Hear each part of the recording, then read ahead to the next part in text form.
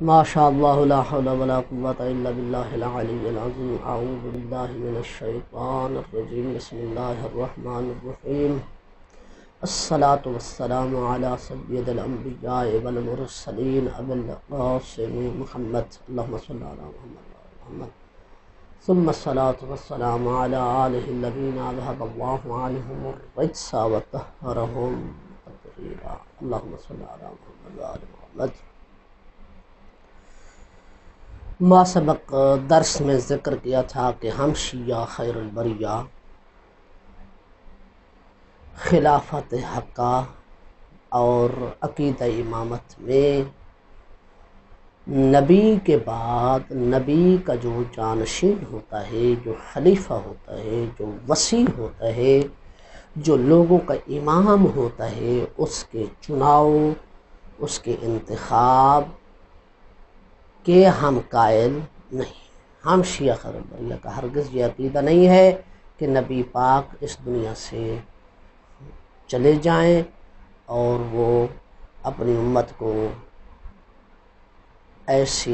اس طرح چھوڑ کر جائیں کہ ان کا نہ کوئی پیشوا ہو، نہ کوئی امام ہو، نہ کوئی ہادی ہو، نہ کوئی راہبر ہو،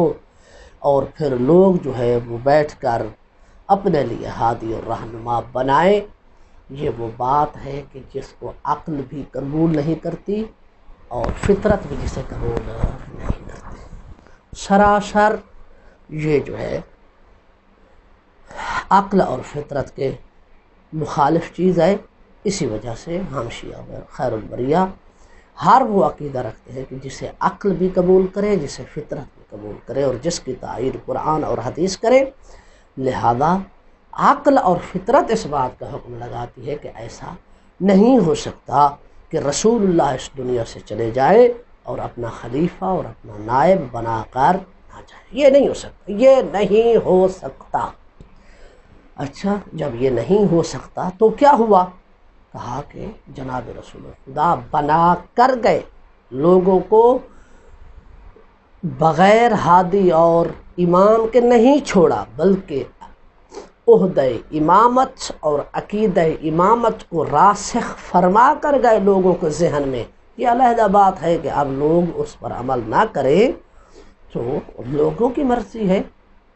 ٹھیک ہے، کیونکہ قرآن بھی کہہ رہا ہے وَهَدَيْنَاهُ السَّبِيلَ إِمَّا شَاكِرًا وَإِمَّا كَفُورًا، ہم تو راستے دکھانے والے ہیں، ایک ہدایت کا راستہ اور دوسرا گمراہی کا راستہ۔ مرضی اس میں لوگوں کی ہے، چاہے تو ہدایت کا راستہ اختیار کر کے وہ ہمیشہ کے لیے نجات پا جائے، اور چاہے گمراہی کا راستہ اختیار، چاہے تو گمراہی کا راستہ اختیار کر کے اختیار حضرت انسان کو اللہ نے عطا کیا ہے۔ تو اسی طرح بات لمبی نہ ہو جائے کہ جناب رسول خدا اپنے بعد آنے والے اپنے خلفاء، اپنے اوصیاء اور لوگوں کے جو پیشوا تھے کہ جنہیں عربی زبان میں امام کہا جاتا ہے کا تعین فرما کر گئے، نام بنام ان کی کنیتیں اور ان کے القاب کو ذکر کر گئے ہیں، اور بہت سی ہماری اہل سنت کی کتب میں بھی روایات موجود ہیں، جس طرح کہ جناب رسول خدا نے اس روایت میں فرمایا انا سید النبیین و علی ابن ابی طالب سید الوصیین، میں انبیاء کا سردار ہوں، میرا بھائی علی جو ہے وہ اوصیاء کا سردار ہے، وَأَنَّ أَوْصِيَاءِ بَعْدِي اثنا عشر، میرے بعد میرے اوصیاء، میرے خلفاء 12 ہیں، اولہم علی ابن ابی طالب وآخرہم المہدی، کہ ان میں سے میرا پہلا وصی علی ہے اور آخری ہادی مہدی ہے۔ تو اس روایت کو دیکھتے ہوئے ہم اپنے مد مقابل کے سامنے یہ روایت رکھتے اور ہم کہتے کہ اس روایت کے مطابق تو نبی پاک کے 12 خلفاء ہیں اور پہلا خلیفہ علی ہے، آخری مہدی ہے۔ صحیح، اگر آپ علی ابن ابی طالب کو خلیفہ بلا فاصل تسلیم نہیں کرتے ہو اور ہادی مہدی کو آخری خلیفہ تسلیم نہیں کرتے ہو تو پھر رسول اللہ کے 12 خلیفے بنا کر دکھاؤ۔ صحیح، علی کل حال ہم نے اپنا عقیدہ بیان کرنا ہے، ہمیں کسی کے عقیدے سے غرض نہیں ہے۔ تو جناب رسول خدا اپنے اوصیاء کا تعارف کرا کے گئے، اور آج ہم آخری وصی رسول، آخری خلیفہ رسول جناب ہادی مہدی کے تعارف میں بحث کرنا چاہتے ہیں۔ جناب امام مہدی علیہ السلام وہ ہستی ہے کہ جو خلفائے رسول میں سے آخری خلیفہ ہیں،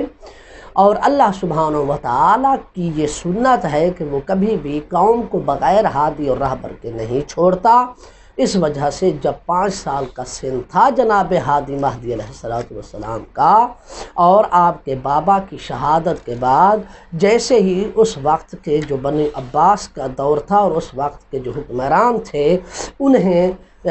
پتہ چلا، یعنی کیونکہ امام کا جنازہ ہمیشہ امام ہی پڑھایا کرتا ہے، اور ہم شیعہ خیر البریہ کا یہ عقیدہ ہے کہ النبی نبیا ولو کان صبیا، الامام اماما ولو کان صبیا، نبی نبی ہوتا ہے، امام ہوتا ہے اگرچہ کہ وہ بچہ ہی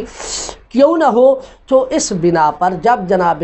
حسن عسکری علیہ السلام کی شہادت ہو چکی تو جنازہ پڑھانے کے لیے جناب مہدی علیہ السلام اچانک جو ہے وہ گھر سے باہر نکلے۔ لوگوں کو علم نہیں تھا کہ جناب حسن عسکری کا بھی کوئی وارث ہے، تو آپ نے وہاں تعارف کرایا اور فرمایا کہ میں ہی حسن عسکری کا بیٹا ہوں اور میں ہی حق رکھتا ہوں کہ جنازہ پڑھاؤں۔ تو آپ نے جنازہ پڑھایا، اور اس کے بعد یہ خبر جو ہے وہ عام ہو گئی، حکومت کو یہ پتہ چلا، اور وہ روایات سن چکے تھے، وہ پڑھ چکے تھے کہ اہل بیت رسول میں سے آخری ایسا آئے گا کہ جو ہے تمام ظلم و جور کو ختم کر دے گا اور عدل و انصاف سے اس دھرتی کو بھر دے گا۔ تو اس صورت میں انہوں نے بہت جلدی ہی اپنے کارندے بھیجے، اپنی فوج بھیجی۔ انہوں نے سامرہ کے جہاں آج مزار ہے وہاں پر یہ گھر تھا اہل بیت رسول کا، یہ گھر تھا جناب امام حسن عسکری علیہ السلام اور آپ کے عشیر قبیلے کا۔ تو یہاں پر انہوں نے گھیراؤ کیا، اور وہ فوجی جب گھر میں داخل ہوئے اور چاہا کہ جناب حسن عسکری علیہ السلام کے فرزند جناب امام مہدی علیہ السلام کے جو ابھی 5 سال کے تھے انہیں پکڑ لیں اور انہیں قتل کر دیا جائے، نہ یہ ہوگا اور نہ ہی آل محمد راج کریں گے۔ تو اللہ کی مشیت جو ہے اس میں تھی کہ نہیں، میری طرف سے ایک نمائندہ جو ہے وہ قیامت تک رہے گا۔ تو ہوا یہ کہ وہ گھر میں داخل ہوئے اور انہوں نے پوچھ گچھ کرنا شروع کی، تو اللہ سبحانہ و تعالیٰ نے ان لوگوں کی آنکھوں پہ ایسا پردہ چڑھا دیا کہ انہیں پتہ تک ہی نہ چلا کہ ان کے سامنے جو ہے کوئی بچہ کھڑا ہوا ہے۔ تو نتیجہ یہ ہوا کہ جناب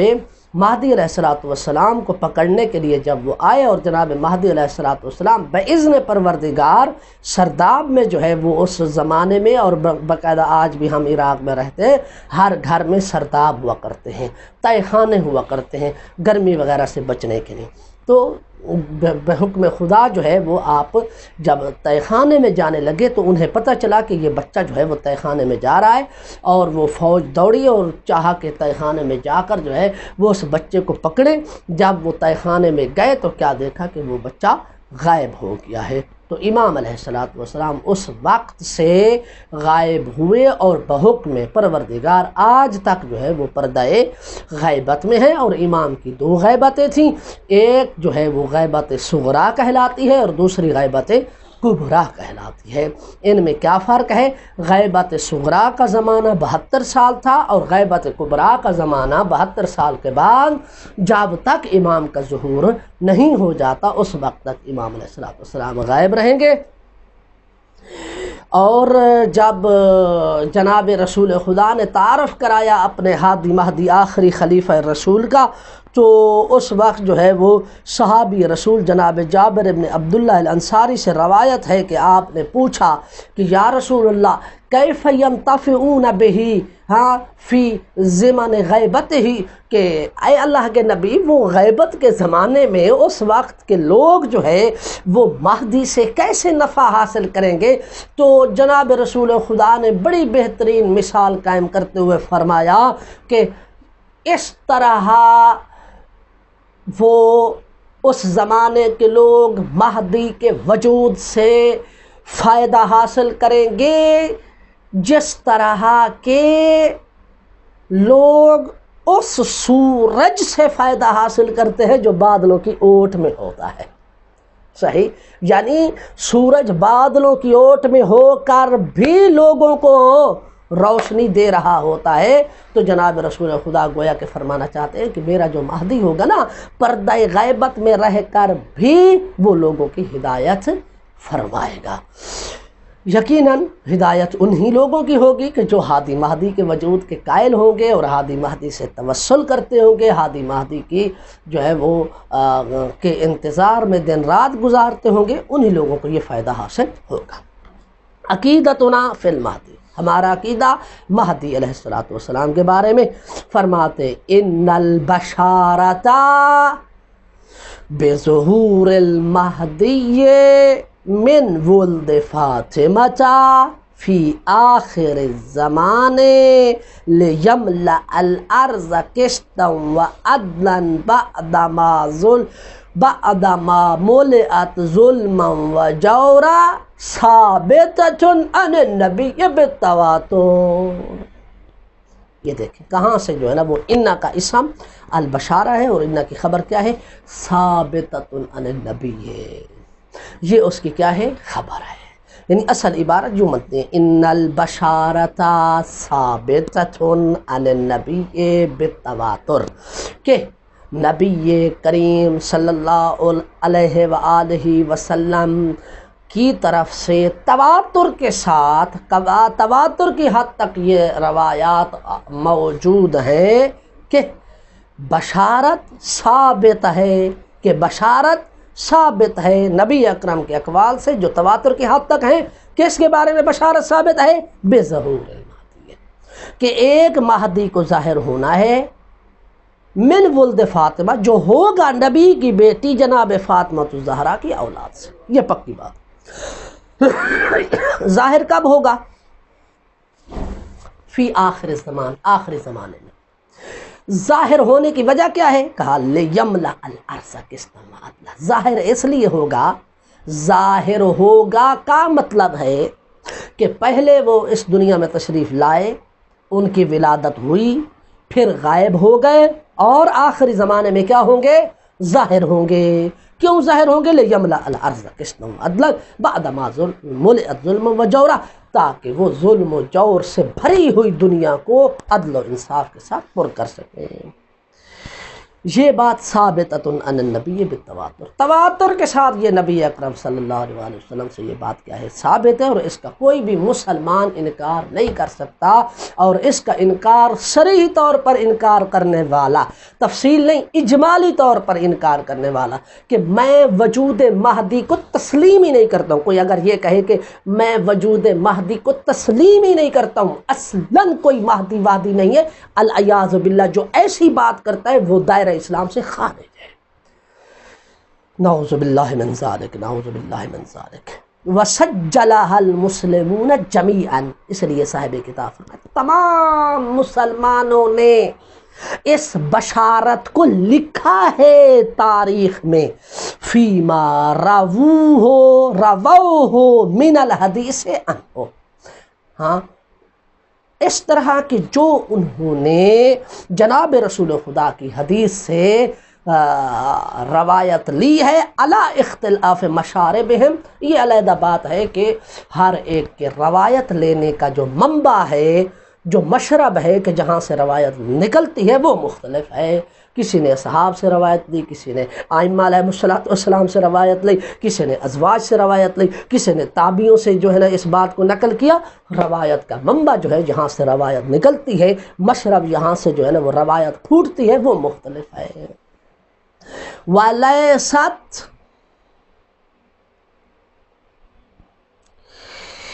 اس کے بعد فرماتے ہیں وَلَيْسَتْ هِيَ بِالْفِكْرَةِ الْمُسْتَحْدَثَةِ عِنْدَ الشِّيَعَةِ، یاد رہے کہ شیعہ کے ہاں یہ کوئی نئی فکر نہیں ہے، یہ عقیدہ مہدی والی بشارت بظہور المہدی، ہیہ کی ضمیر جاری ہے بشارت بظہور المہدی کی طرف۔ یہ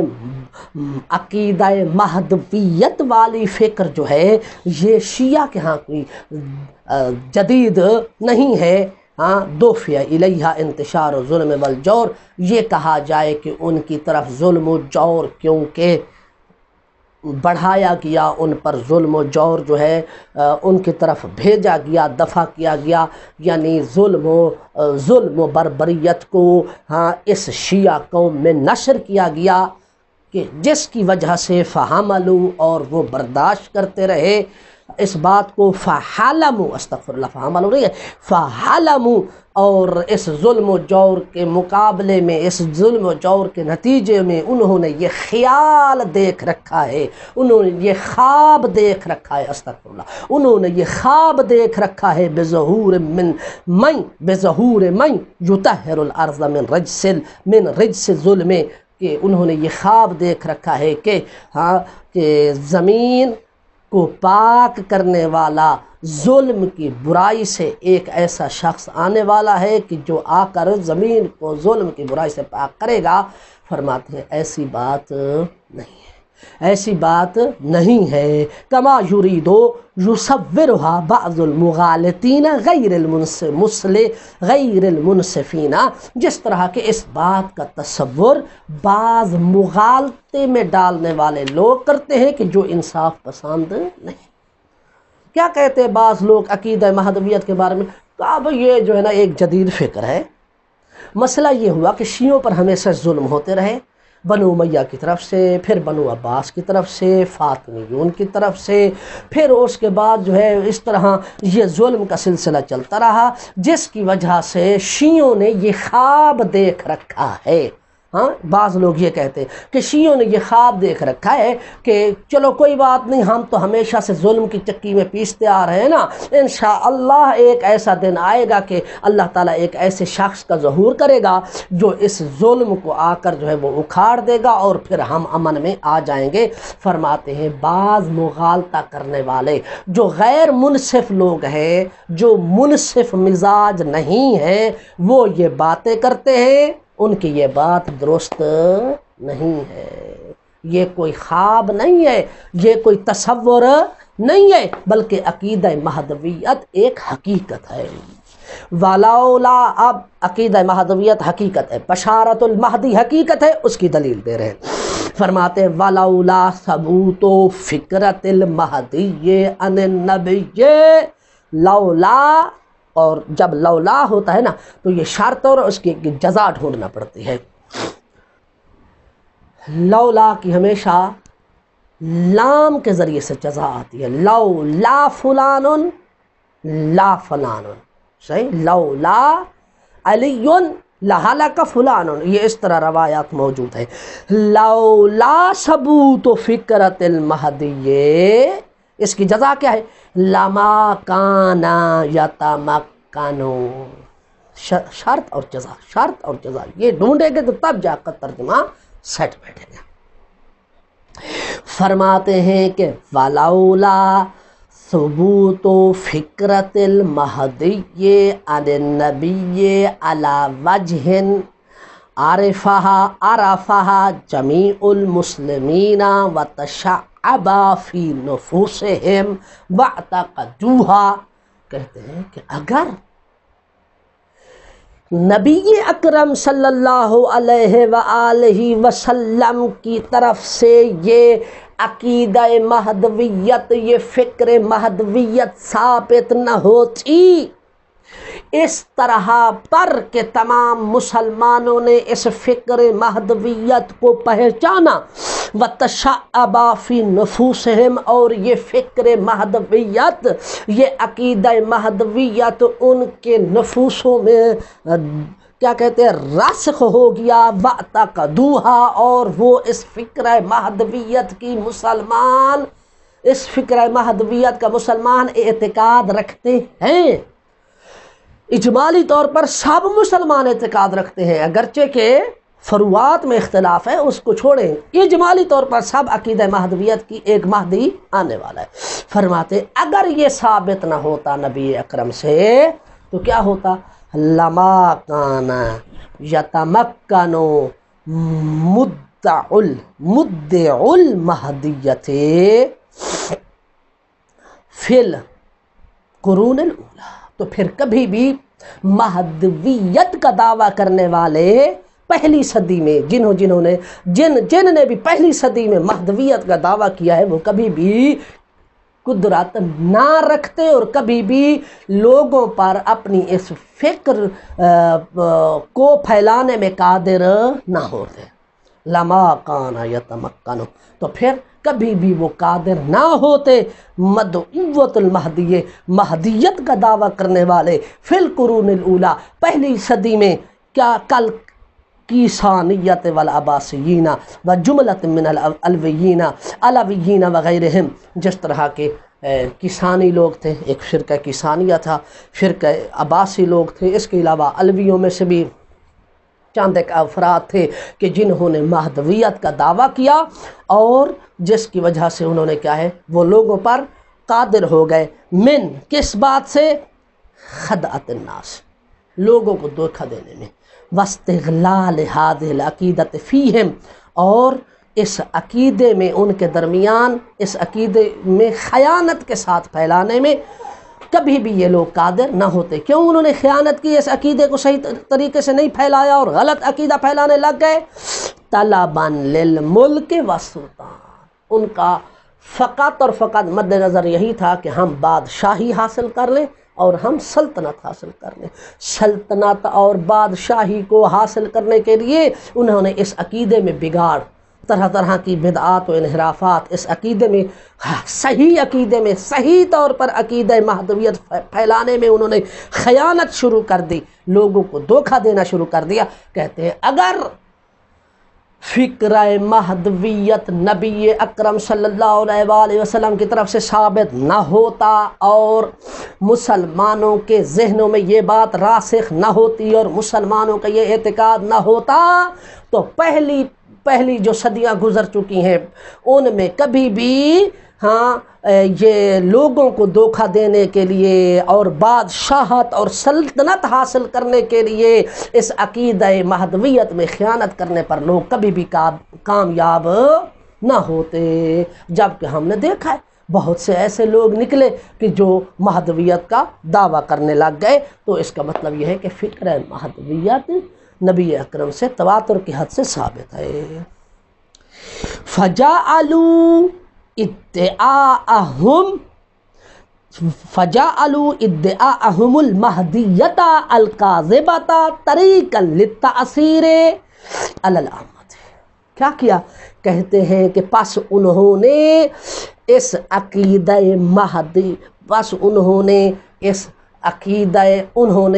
مہدویت کے جو ان کے پاس یعنی ایک جھوٹا عقیدہ تھا، جو جھوٹی طریقے سے وہ اپنے آپ کو مہدویت کا دعویٰ کر رہے تھے. فجعلوا ادعاءهم المہدیۃ الکاذبۃ، انہوں نے قرار دیا اپنے آپ کو مہدویت کا دعویٰ کرنا جو جھوٹا تھا، کیا قرار دیا؟ طریقاً، ایک راستہ، للتاثیر علی العامہ، تاکہ وہ عام مسلمانوں پر اپنا اثر جما سکیں. کیونکہ نبی اکرم کی طرف سے یہ تواتر کی حد تک ثابت ہے کہ مہدی ایک شخصیت ہے. اب بہت سے لوگوں نے یہ چاہا کہ اس کے ذریعے سے اس جھوٹے دعوی مہدویت کے ذریعے سے ہم لوگوں پر اپنا اثر رسوخ جما لیں. اس وجہ سے انہوں نے جھوٹے دعوے کرنا شروع کر دیے. وَبَسَّطَ نُفُوذَهُمْ عَلَيْهِمْ، اور انہوں نے طریقاً للتاثیر علی العامہ وبسط نفوذہم علیہم، تاکہ مسلمانوں پر وہ اپنا جو ہے وہ اثر رسوخ جما سکیں.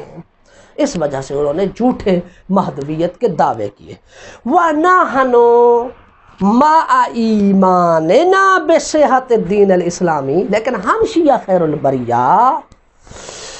کہ جو ایک صحیح دین اسلامی پر ایمان رکھنے والے ہیں،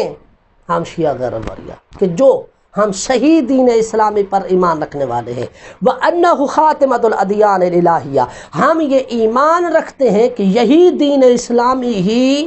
آخری دین ہے اور الہی دین ہے. وَلَا نَتَرَقَّبُ دِينًا آخَرًا لِإِصْلَاحِ الْبَشَرِ، اور لوگوں کی اصلاح کے لیے کوئی اور دین آنے والا نہیں ہے، اور ہم اس دین اسلام کے بعد کسی اور دین کا انتظار کرنے والے نہیں ہے کہ جو آ کر بشر کی اصلاح کرے، نہیں، فقط یہی دین ہے کہ جس نے بشر کی اصلاح کرنی ہے، بشر کی اصلاح کرنی ہے۔ وَمَا مَا نُشَاهِدُ مِنْ انتشار الظلم واستشراء الفساد فی العالم علی وجہ لا تجد للعدل والصلاح موضع قدم فی الممالک المأمورہ، کہتے ہیں اور ہم یہ بھی مشاہدہ کر رہے ہیں اور ہم یہ بھی اپنی آنکھوں سے دیکھ رہے ہیں کہ ظلم بڑھتا جا رہا ہے۔ اس پورے عالم میں لوگ فساد کو تو خرید رہے ہیں، ٹھیک ہے، اس طرح پر کہ کوئی وہ تمام ممالک یعنی فی الممالک المامورہ، وہ تمام ممالک جہاں پر اسلامی سٹیٹ قائم ہے،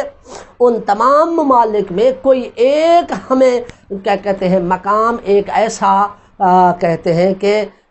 جگہ نظر نہیں آتی جہاں پر کوئی عدل اور اصلاح والی بات ہو۔ وَمَا نَرَى، اور ہم یہ بھی دیکھتے، یہ بھی ہم مشاہدہ کر رہے ہیں، دیکھ رہے ہیں کیا؟ من انکفاء المسلمین انفسہم عن دینہم، کہ مسلمان اپنے دین کے حوالے سے اپنے دونوں ہاتھوں کو جو ہے وہ جوڑ کر بیٹھ گئے ہیں۔ یعنی گویا کہ یہ کنایا ہے کہ ہم یہ بھی دیکھ رہے ہیں کہ جو بھی ہمارے اسلامی ممالک میں فساد پھیل رہا ہے، ظلم پھیل رہا ہے، کہ ہمارے مسلمان اس حوالے سے کیا ہے؟ خاموش ہے،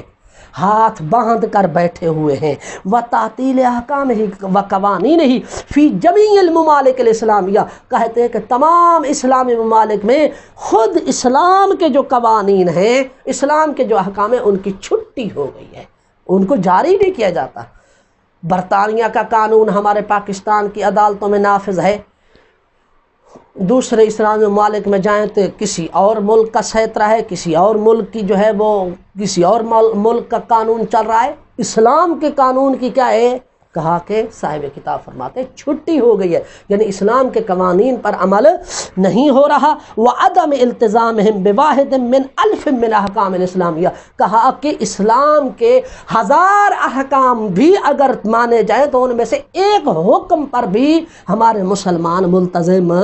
نہیں ہیں۔ نحنو مع ذالک، کہتے جب ہم یہ چیزیں دیکھ رہے ہیں، ظلم پھیل رہا ہے، لوگ فساد کو برپا نہیں کر رہے بلکہ فساد کو خرید رہے، مسلمان ہاتھ پر ہاتھ رکھ کر جو ہے وہ خاموش ہو کر بیٹھے ہوئے ہیں۔ اسلام کے قوانین پر تو اصلاً ہمارے اسلامی ممالک میں عمل ہی نہیں ہو رہا جس طرح کے ہونا چاہیے تھا، ٹھیک ہے، اور ہم یہ بھی دیکھتے ہیں کہ دین ہے بھی یہی سچا، اس کے بعد کوئی اور دین آنے والا نہیں ہے جو بشر کی اصلاح کرے۔ تو پھر فرماتے ہیں نحن مع کل ذالک، جب ہم نے ان تمام امور کی طرف مشاہدہ کیا تو پھر کیا ہے؟ تو ہمارے لیے ضروری ہے، ہم شیعہ خیر البریہ کے لیے ضروری ہے، لا بد ان ننتظر الفرج بعودۃ الدین الاسلامی الی قوتہ و تمکینہ، کہتے ہیں پھر ضروری ہے کہ ہم ایک ایسے دن کے آنے کا انتظار کریں کہ جب ہر چیز میں کشاد کیا جائے دین اسلامی کے لوٹ آنے کے ساتھ، اور دین اسلامی اپنی قوت اور اپنی قدرت کے ساتھ لوٹے من اصلاح ھذا العالم، تاکہ وہ دین اسلامی جو ہے وہ آ کر اس پورے عالم کی اصلاح کرے۔ کون سا عالم؟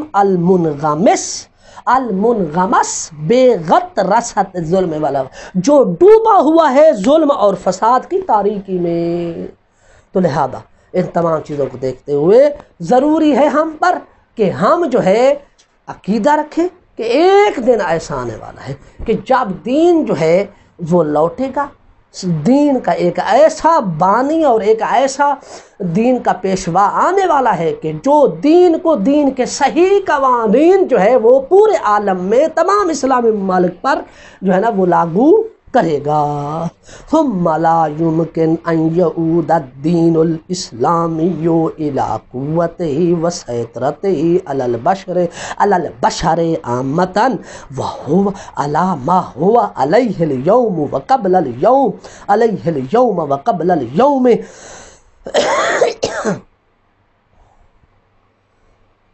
من اختلاف معتنقیہ فی قوانینہ و احکامہ وفی افکارہم وہم علی ما ہم علیہ اليوم وقبل اليوم من البدع والتحریفات فی قوانینہ والضلالات فی ادعاءاتہم. فرماتے ہیں کہ اس کا خلاصہ جو ہے یہ ہے کہ یہ دین اسلامی اپنے قوت اور طاقت کے ساتھ تمام لوگوں پر جو ہے کہتے ہیں کہ جس حالت میں جا رہا ہے، جو حالت آج کے دن میں ہے، ہاں آج کے زمانے میں جو حالت ہے، اور اس سے پہلے جو اختلاف ہمارے جو ہے وہ کیا ہے ہمارے مسلمانوں کے درمیان ہوا، اسلام کے قوانین اور احکام کے اور ان کے مسلمانوں کی افکار جو اسلام کے بارے میں تھیں، اس حوالے سے ہوا. اگر ہم اسی طرح ہی رہے کہ جب کہ ہم بدعات اور انحرافات میں پھنسے ہوئے، تو پھر کبھی بھی اسلام صحیح طور پر واپس نہیں لوٹ سکتا.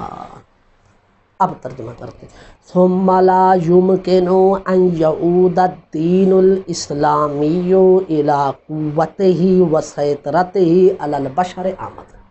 ممکن ہی نہیں ہے کہ دین اسلامی جو ہے وہ اپنی طاقت اور اپنی جو ہے وہ قدرت کے ساتھ تمام لوگوں پر حکومت کرے اور واپس لوٹ آئے اور قادر ہو جائے کہ یہ دین اسلامی نافذ ہو جائے تمام لوگوں پر. یہ ممکن ہی نہیں ہے. واہ جب کہ وہ دین علی ما هو علیہ اليوم وقبل اليوم، یہی دین جب کہ ہم دیکھ رہے ہیں کہ آج کا زمانہ لے لیں یا اس سے پہلے کا، کیا ہے؟ من اختلاف معتنقیہ فی قوانینہ، کہ اختلاف پایا جاتا ہے ان لوگوں کے درمیان کہ جنہوں نے اسلام کے قوانین اور احکام اور افکار کو اپنے گلے کا طوق بنا لیا ہے. یعنی اسلام کے قوانین اور احکام فرماتے ہیں کہ جب کہ ہم دیکھ رہے ہیں کہ یہ دین اسلامی کے جو قوانین ہیں اور اس کے جو احکام ہیں اور دین اسلامی کے بارے میں جو لوگوں کی فکر ہے کہ جس پر لوگ پابند ہیں، انہی میں وہ کیا کر چکے ہیں؟ اختلاف کر چکے ہیں. وَهُمْ عَلَى مَا هُمْ عَلَيْهِ الْيَوْمِ، اور وہ اسی طرح آج کے دن تک باقی ہیں. وَقَبْلَ الْيَوْمِ، اور اس سے بھی پہلے. ٹھیک ہے، کیا ہو رہا ہے؟ من البدع، اس میں بدعتیں ہو رہی ہیں، تحریفات ہو رہی ہیں فی قوانین ہی، اسلام کے قوانین میں نئی بدعتیں ایجاد ہو رہی ہیں، نئے جو ہے نا وہ کمیاں کی جا رہی ہیں، اضافے کیے جا رہے ہیں اسلام کے قوانین میں. والضلالات فی ادعاءاتہم، اور مسلمان اپنے دعووں میں جو ہے وہ پھسل چکے ہیں اور گمراہ ہو چکے ہیں. تو اگر یہی حالت ہے تو پھر اس طرح کبھی بھی دین اسلامی جو ہے وہ تمام عالم پر لوگوں پر جو ہے وہ مسیطر نہیں ہو سکتا اور تمام مسلمانوں پر صحیح طریقے سے دین اسلامی کے قوانین کو لاگو نہیں کیا جا سکتا. نعم، ہاں، لا يمكن ان يعود الدين الى قوته الا، ایک سبب ہے کہ جس کی وجہ سے دین اسلامی اپنے صحیح قوانین کے ساتھ جو ہے وہ مسلمانوں پر حکومت کر سکتا ہے، لوٹ سکتا ہے. کیسے؟ لا يمكن ان يعود الدين الى قوته الا، نفی اس بات ہوتی ہے. تو کیا ترجمہ کریں گے یوں کہ دین اسلامی اپنی قوت کے ساتھ لوٹ سکتا ہے کب؟ اذا، دین اسلامی اپنی قوت و طاقت کے ساتھ تمام لوگوں پر حکومت کرے گا. اذا ظاہر علی رأسہ مصلح عظیم، کہ جب اس کا سردار، جب دین کا سردار جو ہے وہ ظاہر ہو جائے کہ جو اصلاح کرنے والا ہے، جو عظیم ہے، یجمع الکلمۃ، کہ جو تمام مسلمانوں کو یکجا کیا ہے، جمع کرنے والا ہے، وَيَرُدُّ عَنِ الدِّينِ تَحْرِيفَ الْمُبْطِلِينَ، کہ جو دین سے تحریف کرنے والوں کو، غلط قسم کی تعریف کرنے والوں کو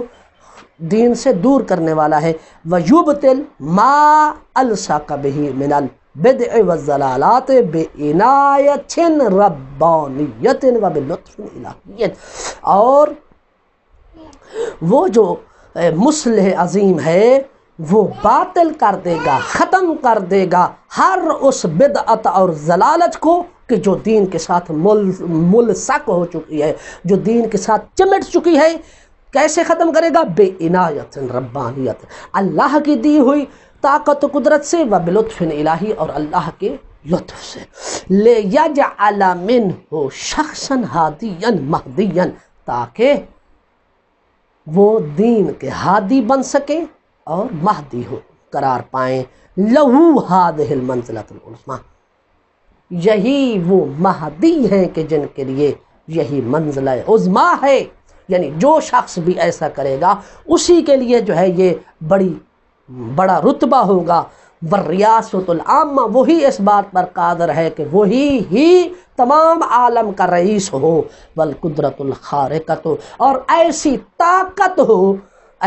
طاقت ہو اس کے پاس، الخارقہ، کہ جو عادت سے ہٹ کر ہوتی ہے، لیملأ الارض، اس طاقت کے ذریعے سے کیا کریں گے، اس ریاست کے ذریعے سے کیا کریں گے، لیملأ الارض قسطا وعدلا، تاکہ وہ زمین کو عدل و انصاف سے اس طرح بھر دے، بعدما ملئت ظلم و جورا، جس طرح کہ ظلم و جور سے کیا ہو چکی ہوگی، پر ہو چکی ہوگی۔ بقیہ مطلب کو انشاءاللہ کل بیان کیا جائے گا، والحمدللہ رب العالمین۔